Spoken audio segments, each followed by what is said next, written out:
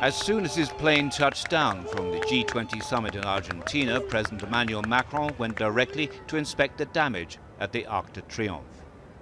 Afterwards, he walked over to greet police and firefighters who were on the front line of the rioting for so many hours. Onlookers shouted, "Macron resign."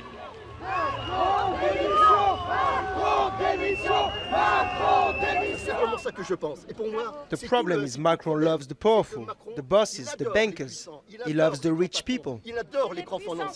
Come and talk to the people. Stop talking about the violence and saboteurs. Then it was to the Élysée Palace for an emergency cabinet session on the crisis. A spokesman said reintroducing the state of emergency from earlier this year was not discussed. The president called on his Prime Minister, Edouard Philippe, to invite party members in Parliament and representatives of the demonstrators for talks.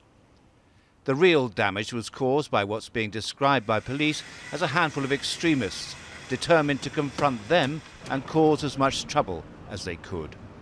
The Yellow Vest Rebellion is, of course, not just confined to the streets of Paris. 136,000 demonstrators turned out across the whole of France. And there was a third fatality early on Sunday morning outside the southern city of Arles when a white van drove into the back of a heavy goods vehicle that was blocked at a Yellow Vest roadblock. It was then hit by another car coming up behind it. The revolt against President Macron's policies and proposed fuel tax rises is not going away. Polls show protesters have the support of more than 70% of the French people.